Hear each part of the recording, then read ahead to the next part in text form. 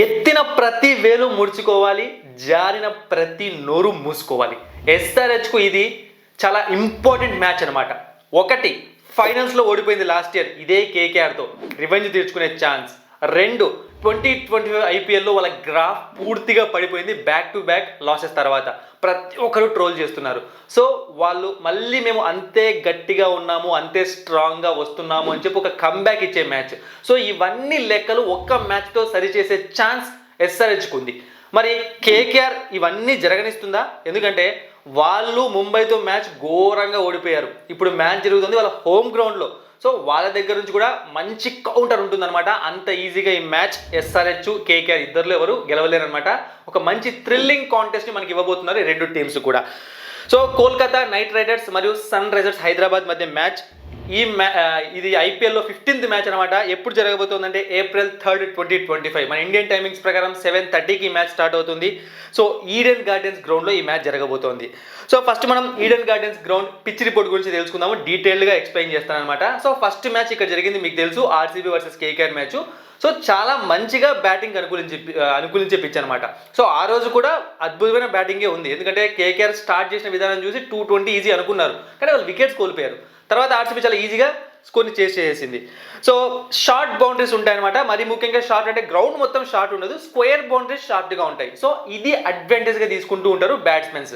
ఇక బౌలింగ్ విషయానికి వచ్చాము అంటే స్పిన్నర్స్కి ఒక మంచి అసిస్టెన్స్ అయితే దొరుకుతుంది అనమాట ఈ గ్రౌండ్లో. ఏదో ఒక టైంలో, అది ఇన్నింగ్స్ మధ్యలో నుంచైనా స్టార్టింగ్ నుంచైనా, డిపెండ్స్ ఆన్ వెదర్ అనమాట, ఖచ్చితంగా దొరుకుతుంది. ఇక నెక్స్ట్, కొత్త బాల్తో బౌలింగ్ చేసేటప్పుడు పేసర్స్కి కొంచెం మూమెంట్ దొరుకుతుంది. సో అది యూజ్ అవుతుంది అనమాట బౌలింగ్ పరంగా. ఇలా ఉంటుంది ఈ పిచ్ అన్నది ఓవరాల్గా మనం చూసుకున్నాము అంటే. ఇక డ్యూ అన్నది ఉంటుందా అంటే ఎస్, తప్పకుండా డ్యూ ఉంటుంది. అండ్ టాస్ గెలిచిన కెప్టెన్ ఏముంది, ఇక టాస్ గెలిచడం, చేసింగ్ తీసుకోవడం, ప్రతి ఒక్క కెప్టెన్ ఇదే రిస్క్ తీసుకోవాలి. కొన్నిసార్లు రిస్కీ డెసిషన్స్ అనేవి వర్కౌట్ అవుతాయి. సో ఆ రిస్క్ ఎందుకు తీసుకోవట్లేదంటే వాళ్ళ టీం మీద వాళ్ళకి నమ్మకం లేదని అనిపిస్తుంది. డ్యూ ఉంటుంది, కానీ 220, 230 స్కోర్ కొడితే ఆ డ్యూని కూడా మనం ఏమంటారు గెట్ ఆన్ చేయవచ్చు దాని నుంచి. సో ఈ రిస్క్ ఎవరు తీసుకోవట్లేదు డెసిషన్స్, ఎందుకంటే జాగ్రత్తగా వెళ్తున్నారు కెప్టెన్స్ అందరూ. వద్దు, ఏమాత్రం రిస్క్ వద్దు, చాలా జాగ్రత్తగా. సో ఇది చూసుకోవాలన్నమాట, రిస్క్ తీసుకుంటేనే బాగుంటుంది చూసే వాళ్ళకి కూడా.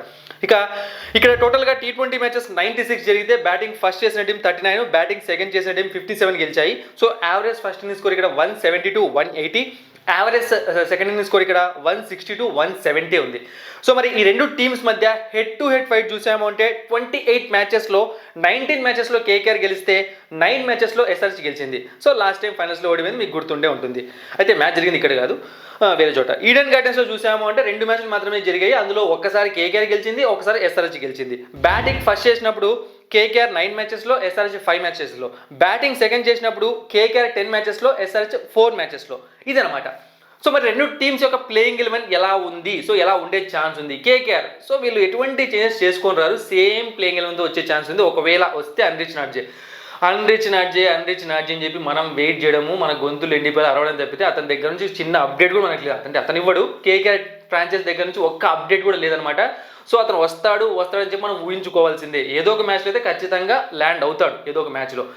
అండ్ అంటే ఇప్పుడు ఓడిపోయారు కదా, ఏమైనా చేంజెస్ చేస్తారంటే నో, ముంబైతో ఓడిపోవడానికి కారణం వాళ్ళ టీమ్ ఫెయిల్యూర్ అనమాట. అది సో ఏ ప్లేయర్ని మనం ఇట్లా పోక్ చేయలేమన్నమాట, అతని వల్ల మాత్రమే ఓడిపోయిందని చెప్పి టీం మొత్తం ఫెయిల్ అయింది ఆ రోజు.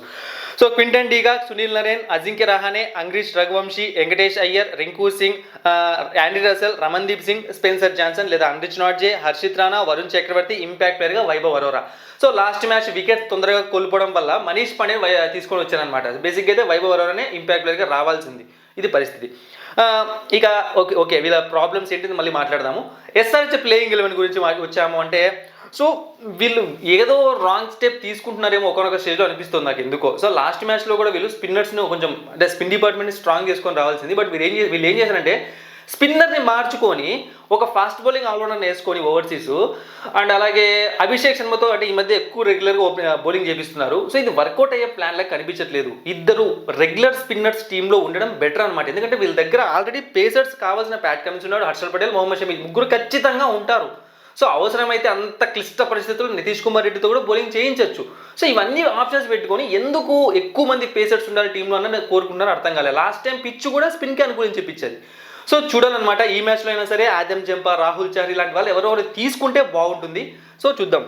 Travis Head, Abhishek Sharma, Ishan Kishan, Nitish Kumar Reddy, Heinrich క్లాస్ను, Aniket Verma, Abhinav Manohar, Pat Cummins, Zeeshan Ansari, Harshal Patel, Mohammed Shami, impact ప్లేయర్గా ఆదమ్ జంపని తీసుకోండి లేదా రాహుల్ చార్ని తీసుకోండి. ట్రై చేయండి, వర్కౌట్ అవ్వచ్చు ప్లాన్స్. అండ్ అభినవ్ మనోహర్ టీంలో ఎందుకున్నాడో నాకు అర్థం కావట్లేదు అనమాట. బేసిక్గా మనోడికి ఆ ప్లేస్లో ఇక బ్యాటింగ్ చేసేవాళ్ళు మనకి కనిపించలేదు అనమాట, అంటే స్క్వాడ్లో ఏమో ట్రై చేయొచ్చు కానీ. సో అందుకే ఇంకా అతను అలా కంటిన్యూ చేస్తున్నారు. ఛాన్స్ వచ్చినప్పుడు ఐపీఎల్ లాంటి ఐపీఎల్ లాంటి పెద్ద పెద్ద స్టేజెస్లో యూస్ చేసుకోవాలి. అభినవ్ మనోహర్ దాన్ని పూర్తిగా వేస్ట్ చేసుకుంటున్నాడు. ఇది పరిస్థితి. ప్లేయర్ బ్యాటిల్ అండ్ ప్రిడిక్షన్స్ రెండు ఇక్కడే ఉంటాయి అనమాట. అంటే సపరేట్గా ప్రిడిక్షన్స్ కాకుండా మీకు ప్లేయర్ బ్యాటిల్తోనే చెప్తాను. సో చాలా ఇంట్రెస్టింగ్గా ఉంటుంది, చూడండి. సో ఫస్ట్ మనం KKR batsmen versus SRH bowlers చూసాము అంటే Quinton de Kock versus Mohammed Shami, 54 runs, 3 outs, strike rate 150.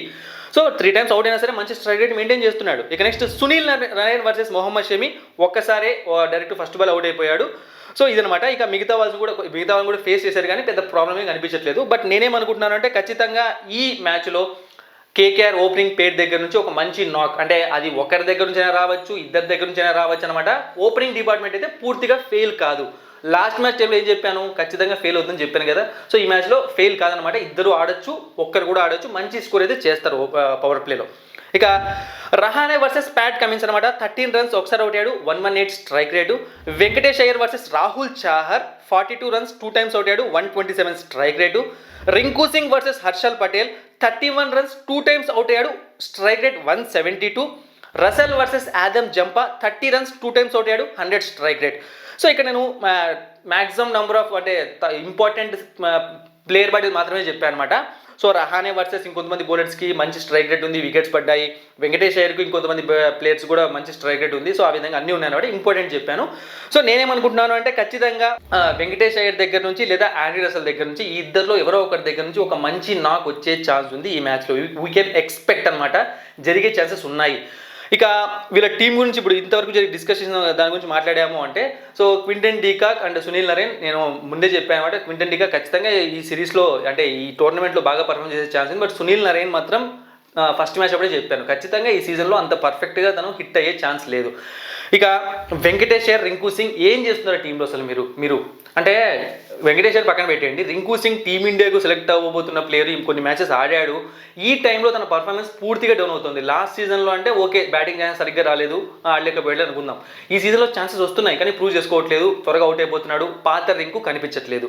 ఇక వెంకటేష్ అయ్యర్ అయితే ఏం ఆడట్లేదు, లాస్ట్ సీజన్ కూడా పెద్దగా పర్ఫామ్ చేయలేదు. ఏదో మధ్యలో 1-2 మ్యాచ్లు ఆడటం కాదు, కన్సిస్టెంట్గా 30 runs ప్రతి మ్యాచ్లో కొట్ట కూడా బాగా ఆడినట్టే T20 ఫార్మాట్లో, అది కూడా కొట్టలేకపోతున్నారు వీళ్ళు.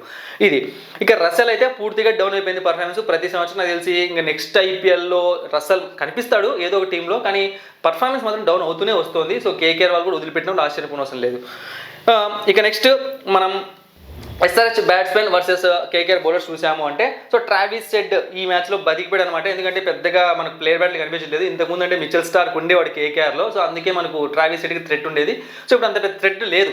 సో హర్షల్ పటేల్ బౌలింగ్లో కానీ ఇంకో ఎవరి బౌలింగ్లో అవుట్ అయ్యాడు కానీ పెద్ద ప్రాబ్లం ఏం లేదు అది. So Abhishek Sharma versus Russell అనమాట. 11 runs, 2 times అవుట్ అయ్యాడు, 122.2 స్ట్రైక్ రేటు. ఇక అభిషేక్ శర్మ వర్సెస్ ఇంకొంతమంది బౌలర్స్కి వికెట్స్ పడిన స్ట్రైక్ రేట్ బాగుంది. అండ్ రసెల్ని గుర్తుపెట్టుకోండి, ఖచ్చితంగా బౌలింగ్ చేస్తారని మనం చెప్పలేము. దానికి కారణం ఏంటి అంటే లాస్ట్ మ్యాచ్లో మనీష్ పాండేని తీసుకున్నాను అనమాట, వికెట్స్ పడ్డాయని చెప్పి, ఒక బ్యాట్స్మెన్ కావాలని చెప్పి ఇంపాక్ట్ ప్లేయర్గా. ఆ కారణంగా వైభవ్ వరవర్ రాలేదు. సో వైభవ్ వరవరా ఉంటే ఆండ్రీ రసెల్కి బౌలింగ్ ఇవ్వడం కష్టమే, అంటే ఇవ్వట్లేదు. బేసిక్గా ఏమో ఫిట్నెస్ ప్రాబ్లమ్స్ ఏమైనా ఉన్నాయేమో మనకు తెలియదు. సో బౌలింగ్కి ట్రై తీసుకోవట్లేదు. బట్ తీసుకుంటే మాత్రం మినిమం గ్యారంటీ బౌలర్. ఇక ఈ మ్యాచ్లో ఖచ్చితంగా ఎస్ఆర్హెచ్ ఓపెనర్స్ ఖచ్చితంగా ఫైర్ అయ్యే ఛాన్స్ ఉంది. సూపర్గా, అంటే ఇద్దరు అయినా అవ్వచ్చు, ఒకరైనా అవ్వచ్చు, మంచి స్కోరు, భారీ స్కోర్ వచ్చే ఛాన్స్ ఉంది పవర్ ప్లేలో. అంటే 6 overs 100 అలా కాకుండా సరే ఒక రెస్పెక్టబుల్గా 70, 75 అలా మంచి స్కోర్ అయితే చేస్తారు అనిపిస్తుంది నాకు. ఏమో చూద్దాం, ఎక్కువ చేస్తారేమో మరి. ఇక ఇషాన్ కిషన్ వర్సెస్ వైభవ్ వరోరా, 9 runs, ఒకసారి అవుట్ అయ్యాడు, 90 strike rate. Ishan Kishan versus Sunil Narine, 52 runs, 2 times out అయ్యాడు, స్ట్రైక్ రేట్ 152 ఉంది. సో స్ట్రైక్ రేట్ బాగానే మెయింటైన్ చేస్తున్నాడు. ఇక next Heinrich Klaasen versus Harshit Rana, 29 runs, 2 times out అయ్యాడు, స్ట్రైక్ రేట్ 152. సో వికెట్స్ పడ్డాయి బట్ స్ట్రైక్ రేట్ ఉంది. సో ఇక్కడ కూడా అనమాట మిడిల్ ఆర్డర్లో ఉన్న ప్లేయర్స్ నితీష్ కుమార్ రెడ్డి వర్సెస్ కానీ ఇషాన్ కిషన్, హెన్రిచ్ క్లాస్ను, సో వీళ్ళందరికీ కూడా ఒక మంచి రికార్డ్ అయితే ఉంది అగేన్స్ట్ కేకేఆర్ ప్రెసెంట్ ఉన్న బౌలర్స్. కొంతమంది వికెట్స్ పడ్డారు సరే, స్ట్రైక్ రేట్ ఉంది. సో ఇది పరిస్థితి. ఇక ఈ మధ్య అనికేత్ వర్మ ఫెంటాస్టిక్గా పర్ఫామ్ చేస్తున్నాడు. సో ఈ మిడిల్ ఆర్డర్లో ఏమైందంటే అభినవ్ మనోహర్ ఒక వీక్ స్పాట్ అయిపోయాడు. Ishan Kishan back to back మ్యాచెస్లో ఫెయిల్ అవ్వడము ఎస్ఆర్హెచ్ బాగా దెబ్బతీస్తుంది. హెన్రిచ్ క్లాసెన్ అనుకున్న స్థాయిలో హిట్ కాలేకపోతున్నాడు. అది కూడా మేబీ ఈ పైన ప్రెజర్ వల్ల కూడా తను ఆడలేకపోతున్నాడా, లేకుంటే తను రాంగ్ షాట్స్ ఆడుతున్నాడా మనకి ఇంకా క్లారిటీ రావట్లేదు. ఎందుకంటే ఈ బ్యాక్ టు బ్యాక్ 2 మ్యాచెస్లో కూడా వీళ్ళ టీం కొలాప్స్ అయిపోయింది. ఇది ప్రాబ్లం అనమాట. సో మరి ఖచ్చితంగా ఈ మ్యాచ్లో ఇషాన్ కిషన్ లేదా నితీష్ కుమార్ రెడ్డి దగ్గర నుంచి ఒక మంచి నాకు వస్తుందని నాకు అనిపిస్తుంది అనమాట. సో చూద్దాం ఏం జరుగుతుందో. ఇక మనం ఎస్ఆర్హెచ్ టీం గురించి ఇంకొక విషయం మాట్లాడాలన్నమాట. బేసిక్గా వీళ్ళ ప్రాబ్లం ఏంటి అంటే బ్యాటింగ్ డిపార్ట్మెంట్ వీళ్ళ ప్రాబ్లం. సో బౌలర్స్ అయితే పూర్తిగా ఫెయిల్ అవుతుందని తెలుస్తుంది. పూర్తిగా చెప్పకూడదు, సో ఫెయిల్ అయితే అవుతున్నారు కొంతమంది.